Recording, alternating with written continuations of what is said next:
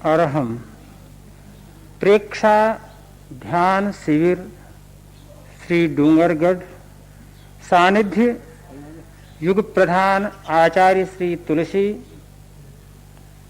निर्देशक युवाचार्य श्री महाप्रज्ञ जी। दिनांक 13 जनवरी 1981 मध्याह्न 3 बजे।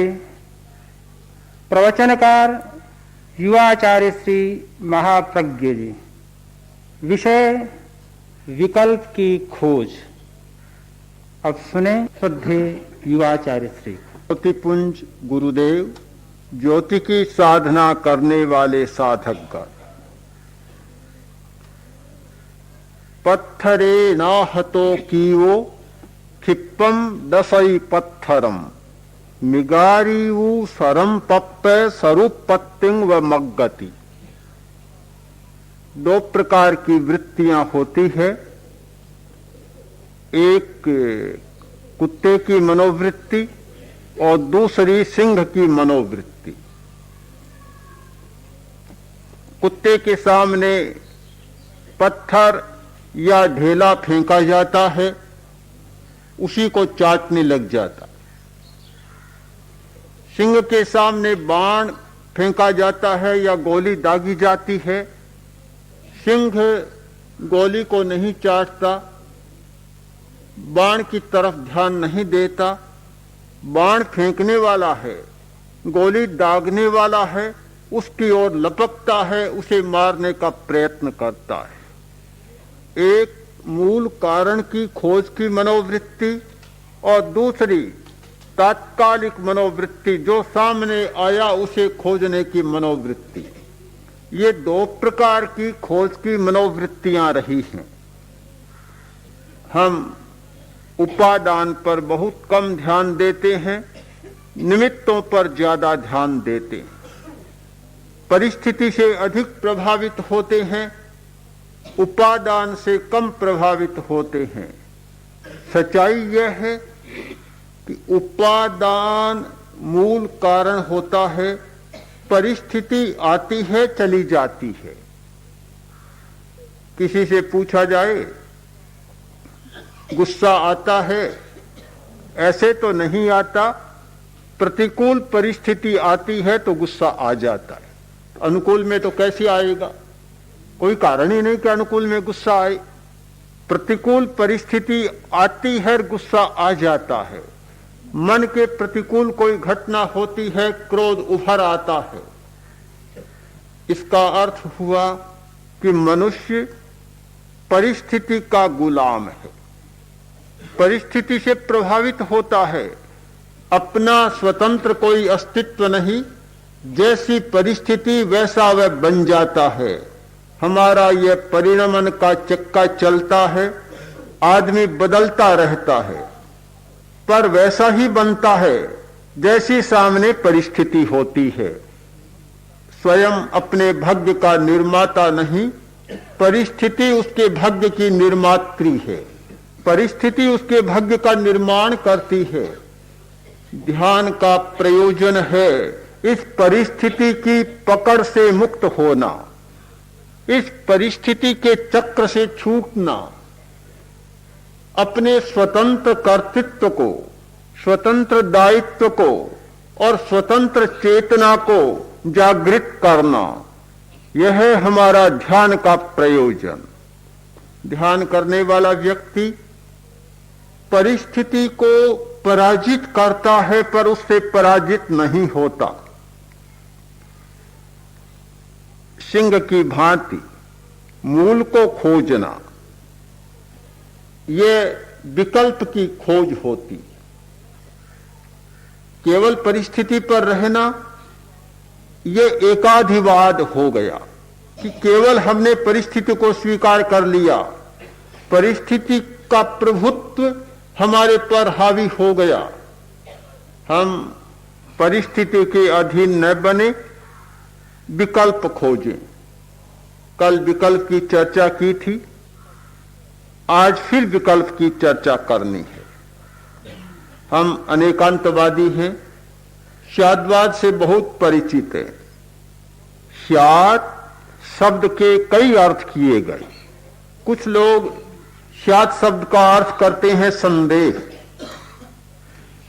कुछ लोग करते हैं कथनचितवाद। संदेहवाद बिल्कुल गलत अर्थ। अधिकांश जैन आचार्यों ने अर्थ किया कथनचित, किसी अपेक्षा से, किसी दृष्टि से। किंतु इसका एक नया अर्थ और है, स्यात् यानी संभावना। यह संभावनावाद बहुत महत्वपूर्ण अर्थ है। आज विज्ञान के क्षेत्र में एक संभावनावाद चल रहा है और वह बहुत गति से आगे बढ़ रहा है। हाइजेनबर्ग आदि अनेक वैज्ञानिकों ने संभावनावाद का प्रतिपादन किया है। संभव है, यह भी हो सकता है। हर बात में संभावना को खोजें। जब संभावना के द्वार बंद हो जाते हैं तो हमारी सत्य की स्वीकृति बहुत सीमित हो जाती है। संभव है, यह भी हो सकता है।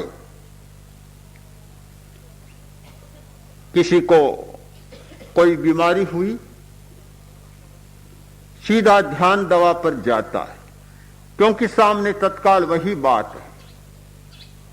अस्वाभाविक भी नहीं है, किंतु यदि हमारी धारणा एकांगी हो जाती है कि यह बीमारी दवा के द्वारा ही ठीक होगी, तो यह एकांतवाद हो गया। अनेकांतवादी इस बात को कैसे स्वीकार करे? हमारे सामने सत्य का इतना बड़ा द्वार उद्घाटित है कि किसी एक बात को स्वीकार करने चले। हम हर संभावना पर विचार करें, विकल्प की खोज करें कि औषधि के द्वारा यह बीमारी ठीक होगी, ठीक बात है। दूसरे विकल्प, क्या दूसरा कोई उपाय है? क्या कोई संभावना है कि बिना दवा के भी ठीक हो जाए? जब उपाय की खोज में चलते हैं तो अनेकांत हमारा व्यावहारिक बनता है और वहां साधना के प्रयोग भी हमारे सामने आ जाते हैं। बीमारी है, एक विकल्प है आसन। आसन के द्वारा भी चिकित्सा होती है। बहुत सारी बीमारियां जो दवा के द्वारा भी नहीं मिटती है, आसन के द्वारा मिट जाती है। बहुत सारी स्थितियों में डॉक्टर लोग स्वयं सुझाव देते हैं कि दवा लें, तात्कालिक उपाय मिलेगा, समाधान होगा। किंतु अगर आप स्थायी समाधान चाहते हैं तो आसन का प्रयोग करें। अभी अभी एक डॉक्टर आया था राजनांदगांव से।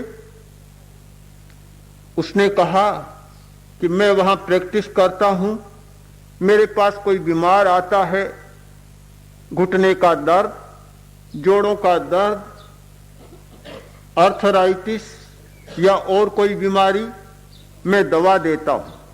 साथ साथ उन्हें कह देता हूं कि तात्कालिक लाभ होगा, एक बार थोड़ा समाधान हो जाएगा। किंतु अगर आप स्थायी समाधान चाहते हैं, स्थायी इसका इलाज चाहते हैं, तो आप आसनों का प्रयोग करें। उन्हें मैं आसन बता देता हूं। दोनों साथ साथ चलते हैं। दवा का प्रयोग भी चलता है और साथ में आसन का प्रयोग भी चलता है। और इस दोहरे प्रयोग से मुझे बहुत सफलता मिली है। विकल्प है प्राणायाम। प्राणायाम एक विकल्प है। श्वास की बीमारी, कंठ की बीमारी, फेफड़े की बीमारी, फुफ्फुस की कमजोरी आदि आदि बहुत सारी बीमारियां हैं। प्राणायाम एक विकल्प है कि श्वास का ठीक प्रयोग किया, बहुत सारी बीमारियां शांत हो जाती हैं। हमने देखा कुछ लोग भयंकर मानसिक दृष्टि से विक्षिप्त थे, अनिद्रा के रोग से ग्रस्त थे, और भी कठिनाइयां थी, फुफ्फुस बहुत दुर्बल थे। उन लोगों ने ठीक से समवृत्ति श्वास का प्रयोग किया, दीर्घ श्वास का प्रयोग किया, उनकी स्थिति में परिवर्तन आने लगा। हृदय की दुर्बलता, फुफ्फुस की दुर्बलता, हृदय की धमनियां कठोर हो जाती हैं, अवरोध हो जाता है, रक्ताभिसरण ठीक से नहीं होता, अनेक दवाइयां लेने पर भी चैन नहीं पड़ता।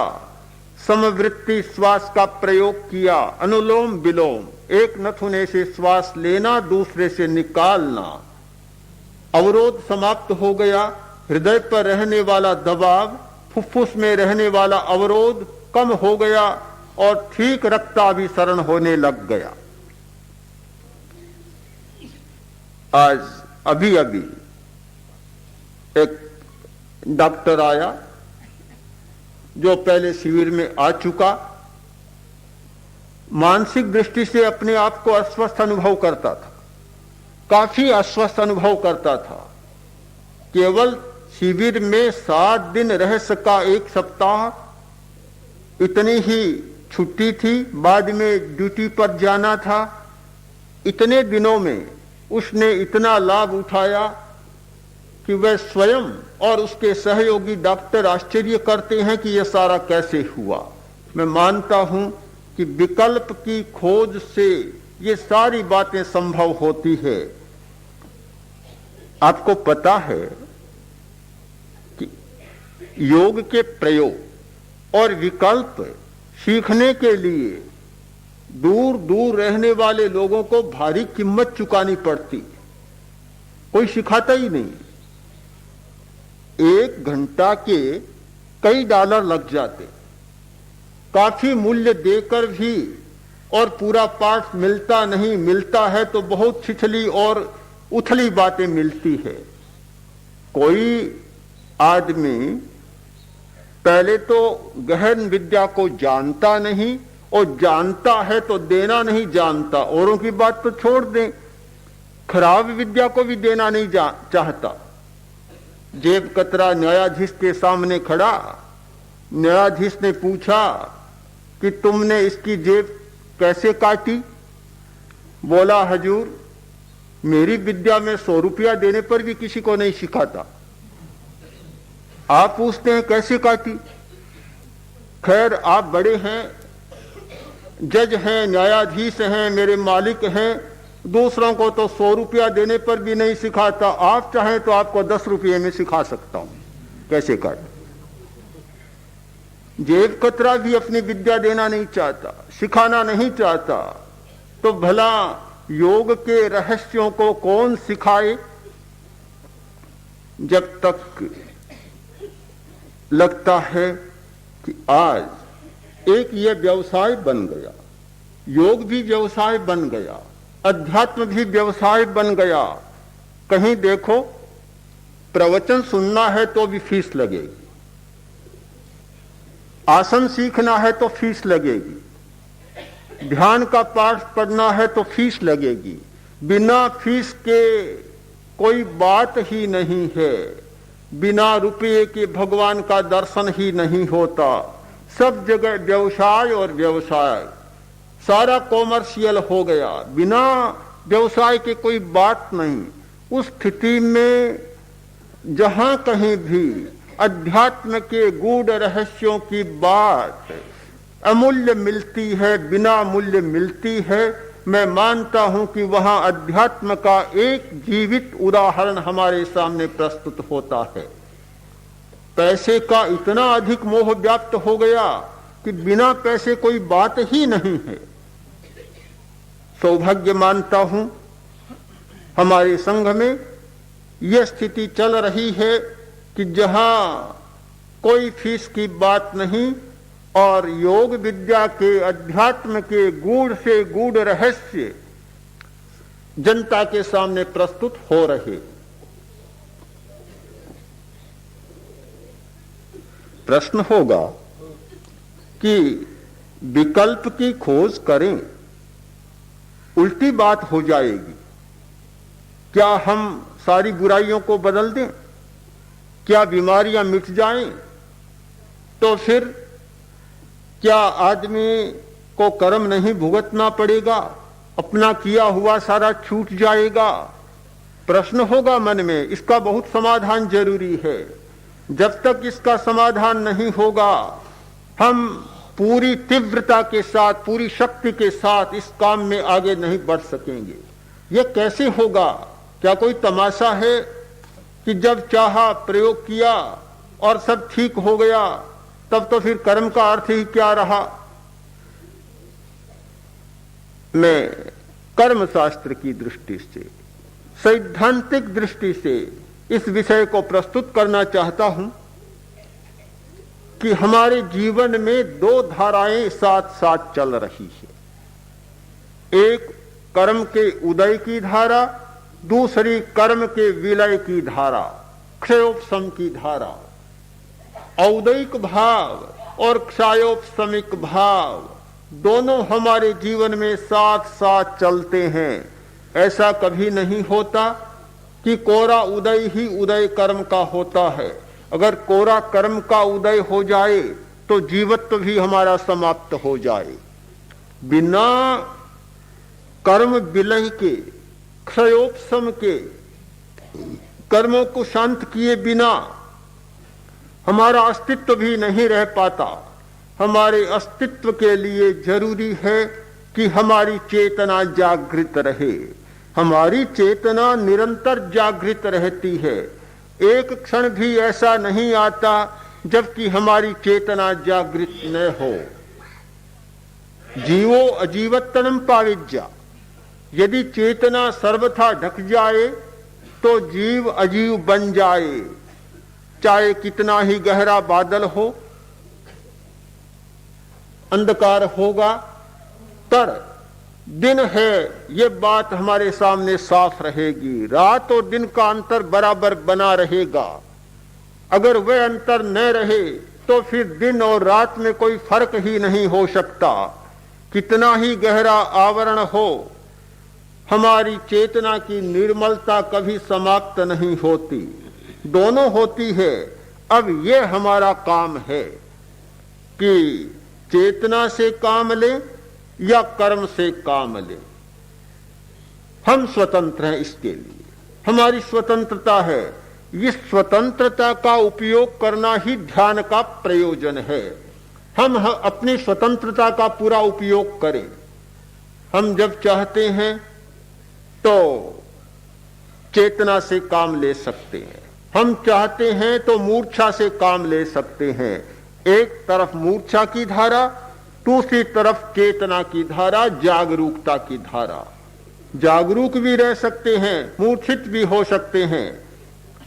एक बार एक प्रश्न आया, एक भाई ने पूछा कि इंद्रिय से देखना, आंख से देखना किसका काम है? चेतना का काम।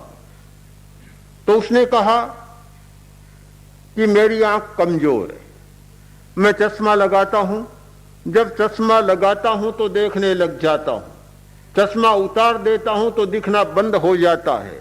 फिर कर्म का क्या रहा? ये तो मेरी इच्छा रही, जब चाहूं तब देखूं और जब चाहूं तब न देखूं, दिखना बंद हो जाए। सचमुच अपने हाथ की बात है। हम बहुत स्वतंत्र हैं करने में, हमारी स्वतंत्रता को कोई खंडित नहीं कर सकता। हम स्वतंत्र हैं, यद्यपि स्वतंत्रता की भी एक सीमा होती है। आप असीम किसी भी बात को न माने, स्वतंत्रता की निश्चित सीमा है। पूछा एक सूफी संत से, क्या मैं काम करने में स्वतंत्र हूं? कहा स्वतंत्र हो। तो क्या मैं पूरा स्वतंत्र हूं कि नहीं? पूरे स्वतंत्र नहीं हो। यह कैसे हो सकता है? उसने कहा खड़े हो जाओ। खड़ा हो गया, पैर को सीधा करो। खड़े होकर और एक पैर को सीधा कर दिया। तुमने कैसे किया पैर को स्वतंत्र? कि मैं स्वतंत्र हूं पैर को सीधा करने में।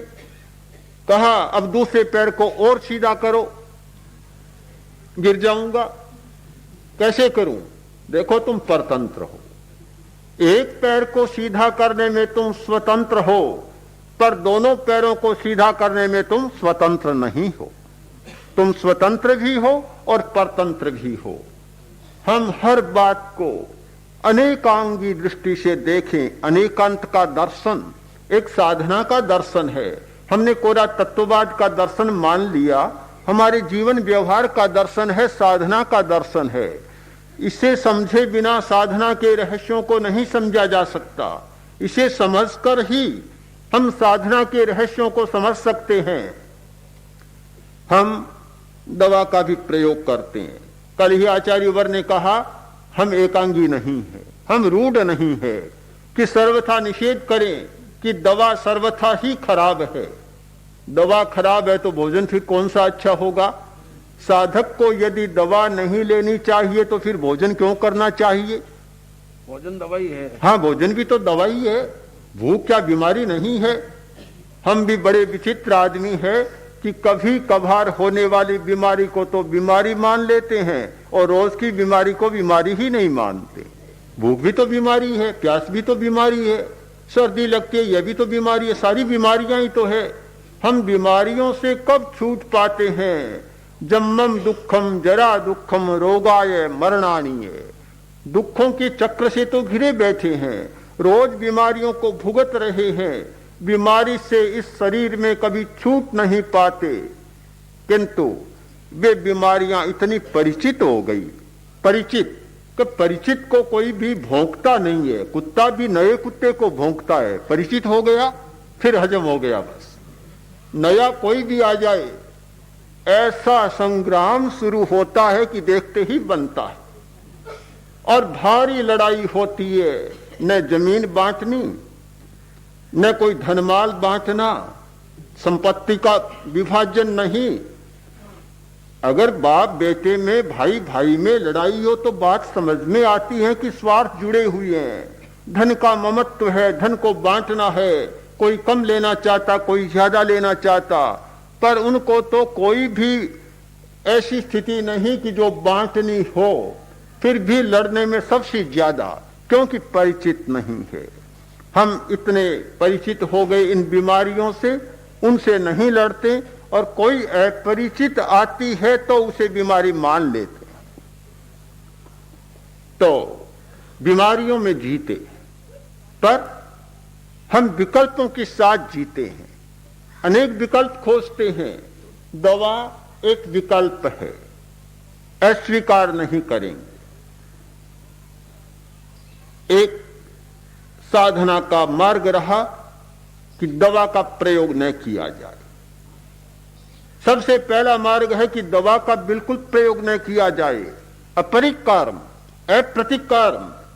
आपने सुना होगा मृगापुत्र का, और भी न जाने कितने महान साधकों का जीवन सुना होगा कि जो अचिकित्सा तेजिच्छम नाभिनंदेज्जा, चिकित्सा का अभिनंदन न करे। मृगापुत्र ने जब दीक्षा लेने का संकल्प किया तो माता पिता ने कहा, बेटा तुम दीक्षित होने जा रहे हो, पर तुम्हें पता है कि कभी बीमारी हो सकती है और फिर दवा लेनी नहीं। इस स्थिति में तुम क्या करोगे? इतने सुकुमार राजकुमार कैसे रह सकोगे? मृगापुत्र बोला, माता पिता, हरिण होता है जंगल में, बीमार हो जाता है, कौन चिकित्सा करता है? पड़ा रहता है, विश्राम करता है, कायोत्सर्ग करता है, और जब ठीक हो जाता है तो खाने पीने के लिए चला जाता है, नहीं तो कोई खाना पीना देने वाला भी नहीं है। जब मृग भी ऐसा कर सकता है, हरिण ऐसा कर सकता है, तो मैं क्यों नहीं कर सकता? इसकी आप चिंता न करें। एक मार्ग है अचिकित्सा का, साधना का बहुत कठोर मार्ग, अत्यंत कठोर मार्ग है।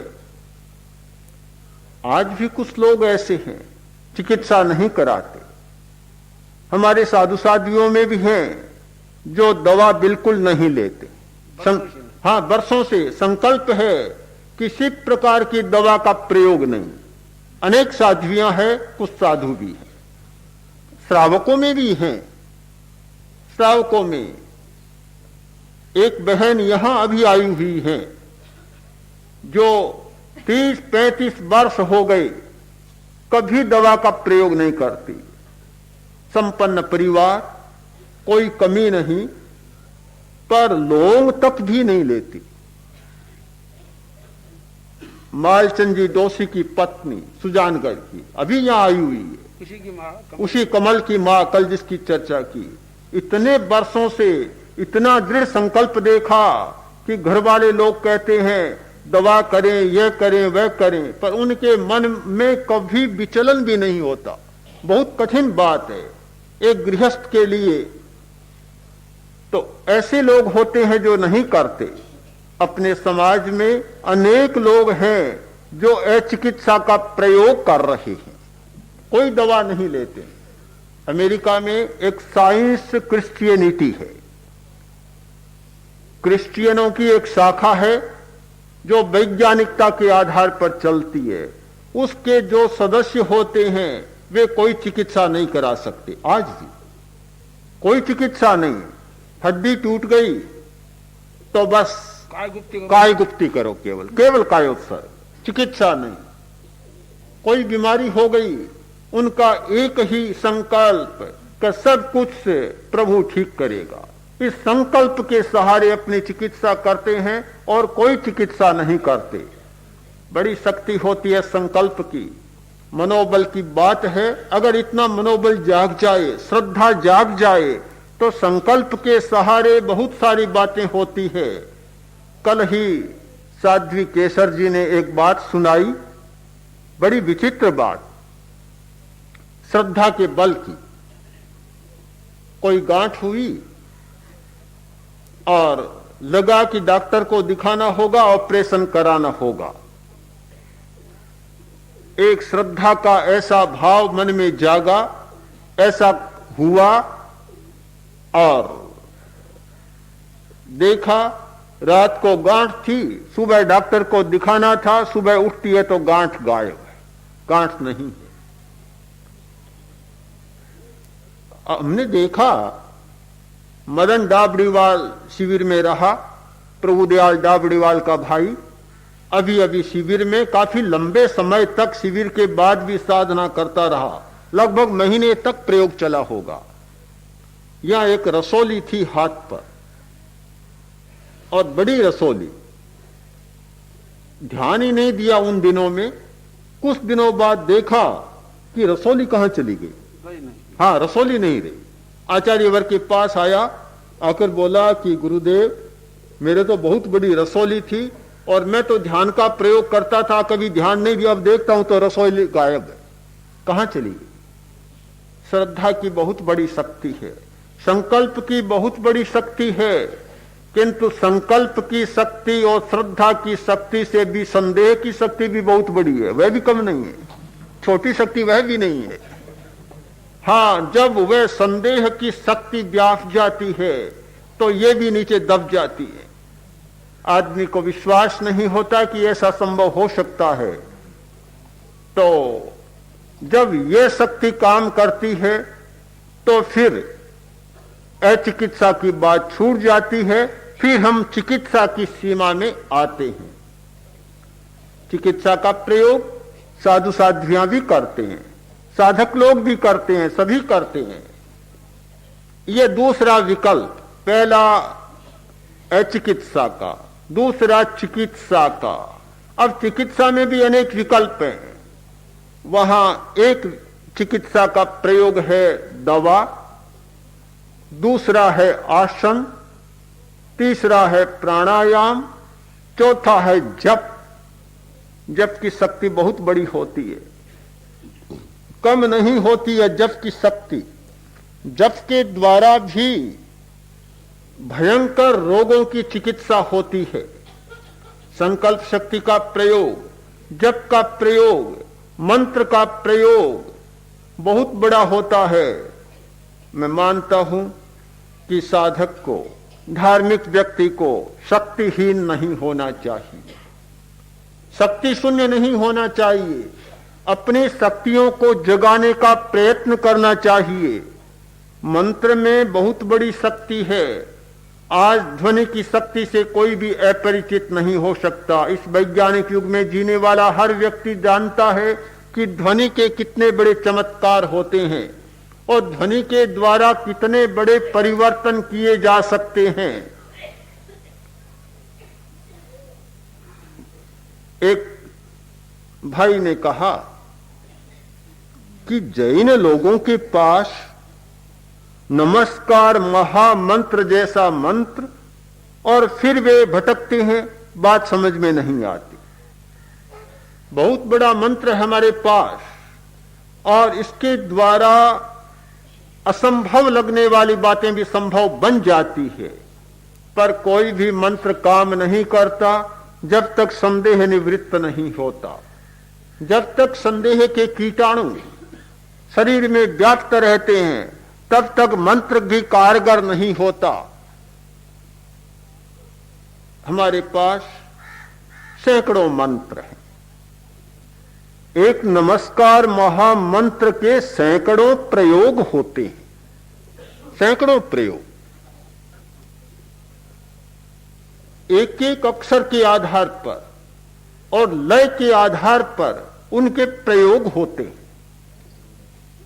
प्राचीन काल में सामवेद की 1000 शाखाएं थी।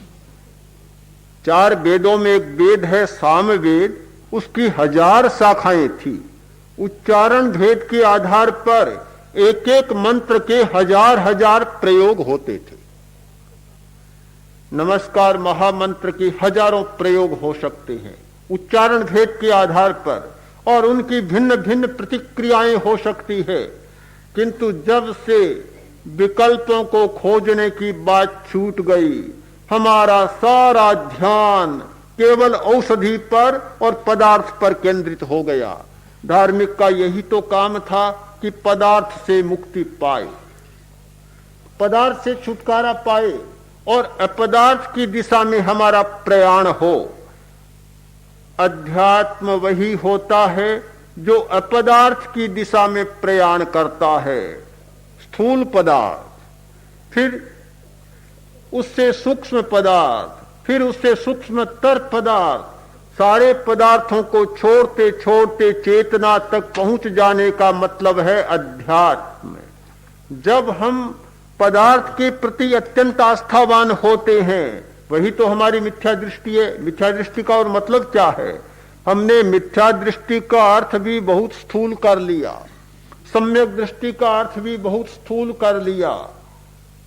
मिथ्या दृष्टि को छोड़ने और सम्यक दृष्टि तक पहुंचने की यात्रा है पदार्थ को छोड़ने की यात्रा। जैसे जैसे पदार्थ के प्रति हमारी आसक्ति कम होती चली जाएगी, जैसे जैसे पदार्थ निर्भरता कम होती चली जाएगी, जैसे जैसे पदार्थ से हम छूटते चले जाएंगे और अपदार्थ में हमारी गहरी आस्था होती चली जाएगी, वैसे वैसे हमें सत्य उपलब्ध होगा और वैसे वैसे हमारी सम्यक दृष्टि जागेगी। यह ध्यान का प्रयोग सम्यक दृष्टि के विकास का प्रयोग है। ध्यान का प्रयोग पदार्थ के प्रति होने वाली गहन अनुरक्ति को छोड़ने का प्रयोग है। ध्यान को केवल हम बहुत छोटे अर्थ में न लें। ध्यान का मतलब केवल आंखें बंद कर लेना, बैठ जाना, श्वास को देख लेना, इतना ही नहीं है। ये तो उसके स्थूल उपकरण मात्र हैं।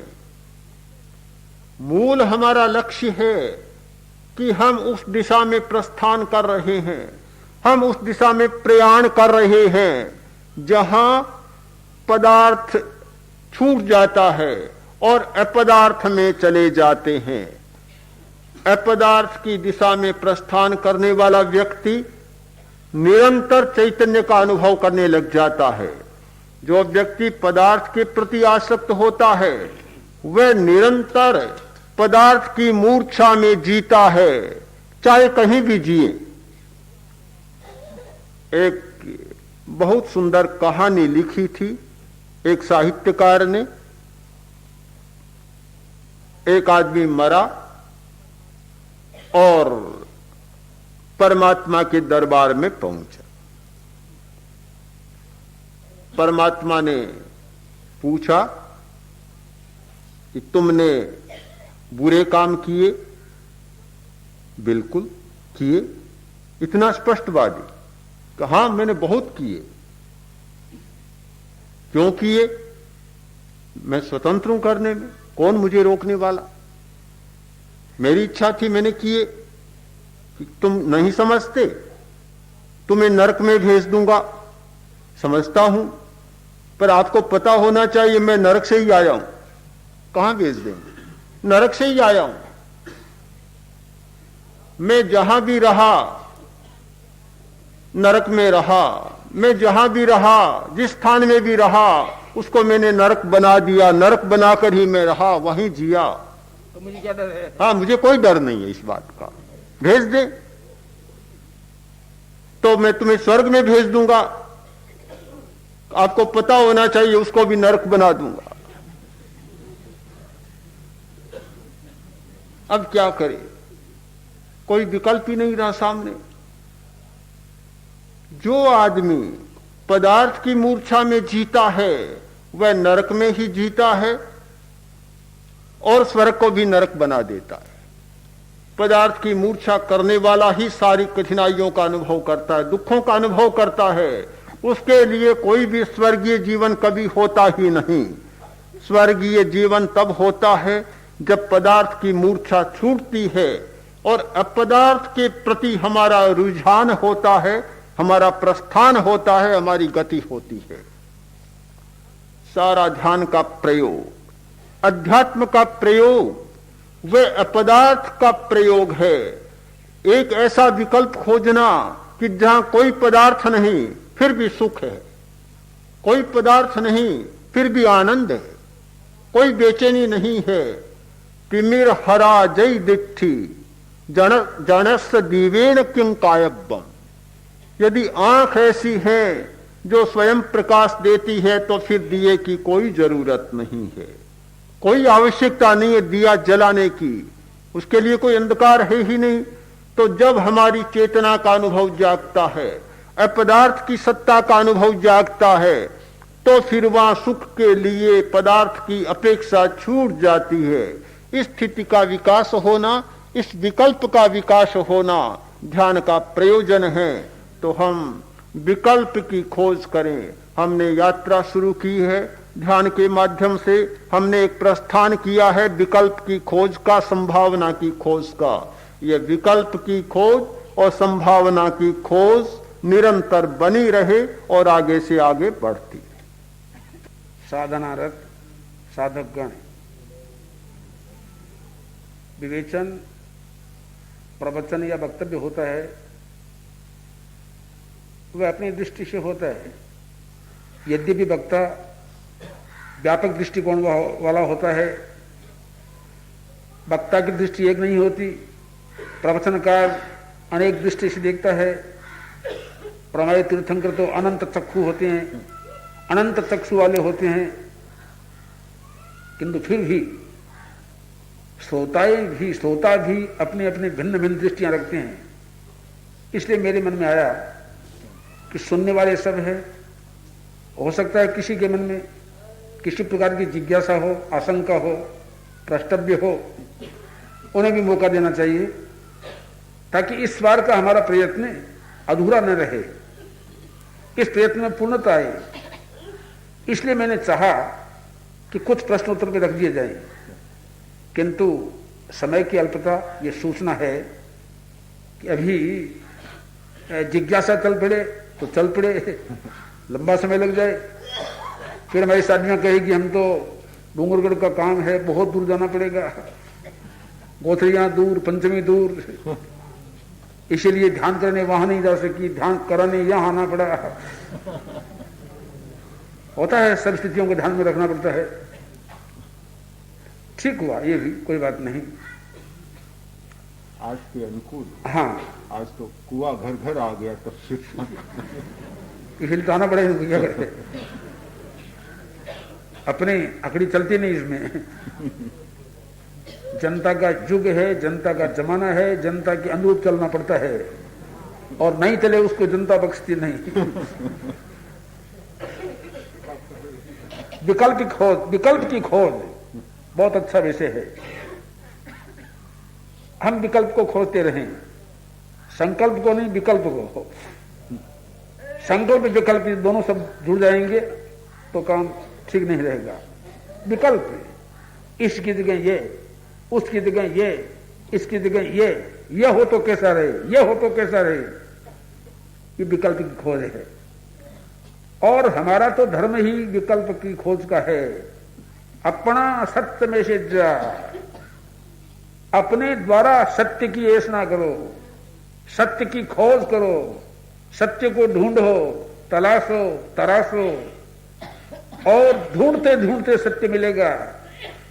सीधा सत्य का कोई नहीं है, एक मतलब समूह या केंद्र के हाथ में पकड़ा दें, ढूंढना पड़ेगा। तो ये है आजकल का प्रवचन, अन्वेषण, खोज या ऐषणा का ही विषय विस्पष्ट करने वाला है। तो हम खोजें,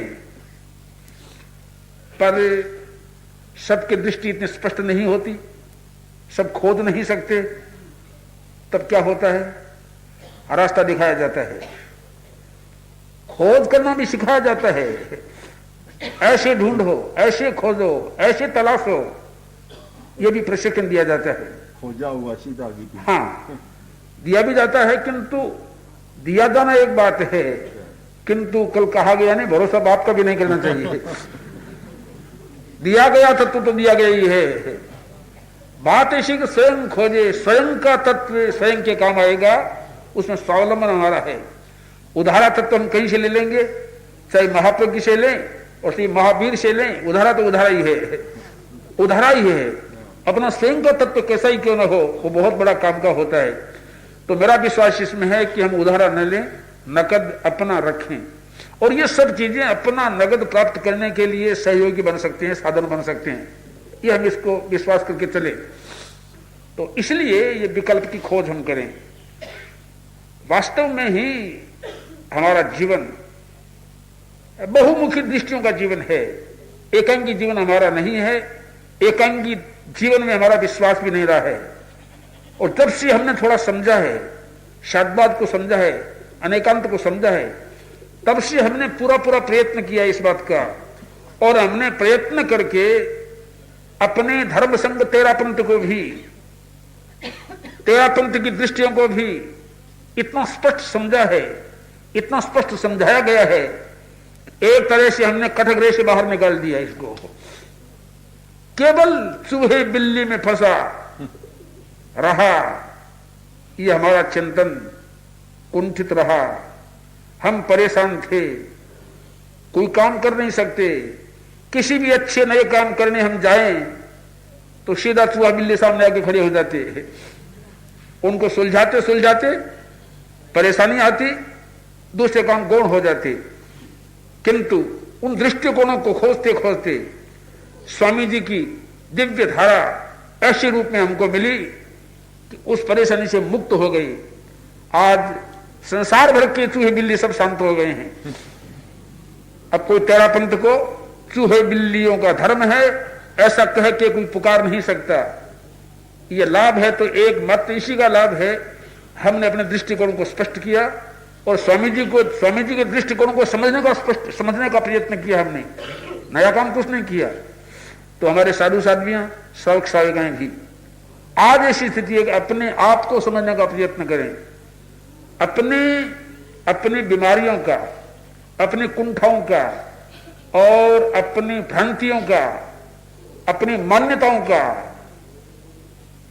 थोड़ा सा निराकरण करने का प्रयत्न करें, विकल्प को खोजें। उस विकल्प को खोजते खोजते हमको जो तत्व मिलेगा वो सही तत्व हमारा होगा। ये सही है, कम ये मान लें केवल श्रद्धा से सब काम हो जाएगा, केवल संकल्प से सब काम हो जाएगा, केवल नमोकार मंत्र की जाप से सब काम हो जाएगा, ये बात नहीं। ये ना वक्ता मानते हैं, ना मैं मानता हूं, ना आप माने, लेकिन इतना जरूर माने हम लोग, अन्य चीजों से जितना काम होता है उससे कहीं अधिक होगा, इसमें संदेह नहीं है। औषधियों के प्रयोग से क्या सब ठीक होते हैं? आंख के ऑपरेशन इतने किए जाते हैं, हमारे मुनि दौनी मल जी से पूछो, ऑपरेशन हुआ, आंख खो बैठे। ऑपरेशन करने वाला मूर्ख नहीं था, समझदार था, अभक्त नहीं था, भक्त था और बड़ी अच्छे ढंग से करने वाला था, किंतु न जाने कहां चूक हुई, एक आंख चली गई इनकी। हमें बड़ी चिंता होगी दूर बैठे बैठे, इस बात की चिंता हुई, अच्छे साधु, काम करने वाले साधु, दिखते साधु, जिनके प्रति लोगों की आस्था जमती है, क्या हो गया। हमने ऐसे संदेश पत्र दिया, दूसरी आंख का ऑपरेशन हुआ, बिल्कुल सही हो गया, अच्छा हो गया, अच्छा हो गया। तो मैं मानता हूं एकांत की दृष्टि को क्यों रखे हम लोग, क्या सभी ऑपरेशन सफल होते हैं? दोनों ही बातें असफल, असफल भी रहा, सफल भी रहा। तो फिर भजन का, ध्यान का, एकाग्रता का, संकल्प का दृष्टिकोण सही ही होगा, क्यों माने हम लोग? सही नहीं ही होगा, क्यों माने हम लोग? कोई जरूरत नहीं मानने का, कोई मतलब नहीं।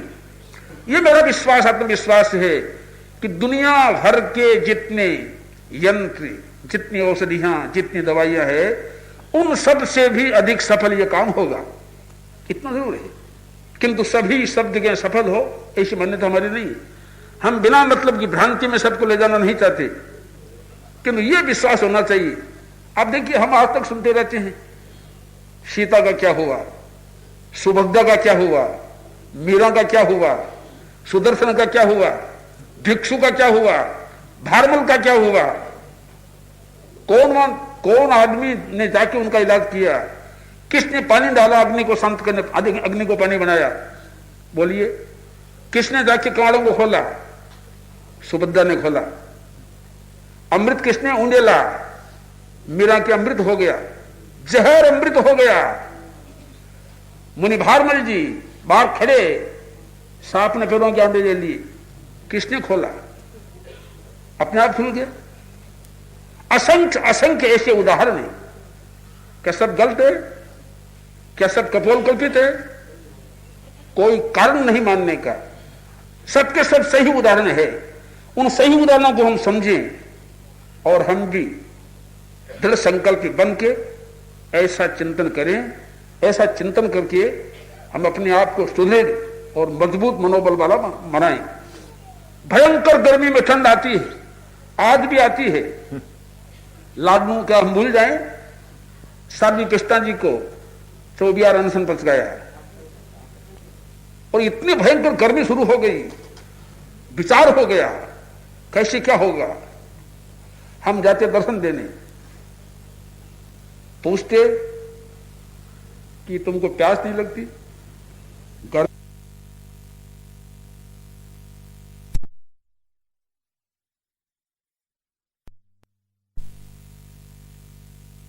ठंडी हवा की लहरें, बर्फीली हवाएं हमारे मेरे पास में आती है, मुझे गर्मी क्यों लगे? एक ही उत्तर, एक उत्तर। घड़ा घड़ाया, रटा रटाया उत्तर कि बड़ी ठंडी लहरें आ रही। अब क्या हम असत्य माने? एक अनशन में रही हुई साध्वी क्या असत्य बोलेगी? असत्य बोलेगी तो चलेगा कहां से? सारे रिकॉर्ड मात कर दिए उसने, अब तक के 200 वर्ष की। हमारा विश्वास था कि 22 दिन से ज्यादा 24 अनशन चल नहीं सकता, 24 हो गई। कितना मजबूत मनोबल। पढ़ी लिखी साध्वी नहीं, कोई साहित्य की दृष्टि से कोई उपयोगी साध्वी नहीं, किंतु अंत में जो जिस दृढ़ मनोबल का परिचय दिया, सब लोग अवाक थे, आश्चर्यचकित थे सबके सब लोग। अब इन चमत्कारों को क्या हम भूल जाएं? कैसे भूल जाएं? मैं मानता हूं डॉक्टर मानते हैं 10 दिन से ज्यादा पानी बिना नहीं जी सकता। डॉक्टरों का ये, डॉक्टर बिल्कुल झूठे हो गए, सबके सब एकदम झूठे हो गए। डॉक्टर क्या करेंगे? डॉक्टर तो कह देते हैं कि ये तो जी सकता ही नहीं, कैसे जीता है, देख लो जी रहा है, कैसे क्या जीता है। ये मनोबल, संकल्प बल है। तो इसलिए मैं मानता हूं कि मनुष्य ईश्वर को चाहता है कि नहीं, परमात्मा को चाहता है कि नहीं। कभी कभी परमात्मा मनुष्य को चाहता है, तब क्या करोगे आप? तब क्या होगा? हम मोक्ष को चाहेंगे नहीं, मोक्ष हमको चाहते हैं। वही सूफी संत की बात, बैठा बैठा अपना भजन कर रहा है। भजन का मतलब संत बैठा है, क्रियाकर्म में उसकी आस्था नहीं, बिल्कुल आस्था नहीं, कभी परमात्मा का खुदा का नाम नहीं लेता, कुछ नहीं करता। तब रात का समय है, दिया जल रहा है और कुछ पैरों की आवाज सी सुनाई दी। उसने कहा कौन आया है, कोई दिखता तो नहीं। आधी रात का समय, फिर सुनाई दी कुछ ऐसे ऐसे कागज उल्टे जा रहे हैं। उसने कहा क्या हो रहा है, तो देखा तो दिए के लोग के पास में एक कोई बैठा है, लिख रहा है। उसने पूछा कौन है, फरिश्ता हूं। क्या कर रहे हो, बंदों के नाम लिख रहा हूं, ईश्वर भक्तों के नाम लिख रहा हूं। संत ने कहा तुम भूल कर रहे हो, भूल के कहीं दूसरी जगह आ गए हो तुम लोग। मैं तो बंदगी करता नहीं, मैं ईश्वर का जाप करता नहीं, मैं भगवान तो इस रूप में मानता नहीं, तुम्हें कहीं जाना था, भूल के कहीं आ गए हो। फरिश्ता चला गया। दूसरा दिन हुआ, वही समय, ठीक उसी समय आहार सुनाई दी। देखा क्या है, उसी जगह बैठा बड़ा दिख रहा है। उसने पूछा कौन है, मैं हूं फरिश्ता। क्या कर रहे हो, लिख रहा हूं। क्या लिख रहे हो, कल तो मैं लिखता था खुदा के बंदों के नाम। उसने कहा मैं तो बंदा नहीं, मैंने बंदगी की नहीं। बोला नहीं, आज बंदों का नाम नहीं लिख रहा हूं, खुदा जिनको चाहते हैं उनका नाम लिख रहा हूं।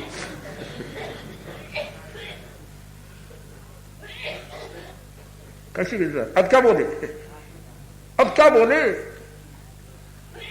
तो आप भक्त भगवान को चाहते हैं, कभी कभी कहते हैं भगवान भक्तों को चाहते हैं, कितनी बड़ी बात है। तो ऐसी चीजें हैं ये, इन सब चीजों को हम विश्वास के साथ देखें, समझें और थोड़ा सा दृष्टिकोण बदलें। हम लोग, हमारी दृष्टि बदल जाएगी तो दृष्टि के बदलते ही एक सृष्टि बदल जाएगी, ऐसा क्या ख्याल है।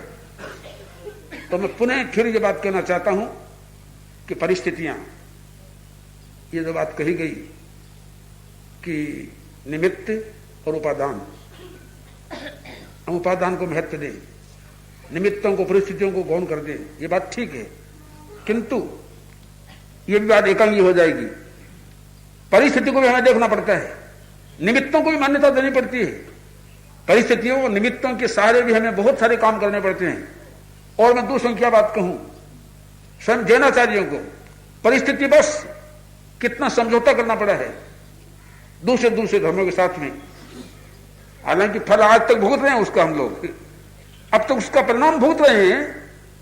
जैनत्व का कोई स्वयं दर्शन सामने नहीं आया है और ऐसी धूमिल सी चीज हमारे सामने है, किंतु इसमें कोई शक नहीं, समय समय पर हमको ऐसा करना पड़ता है।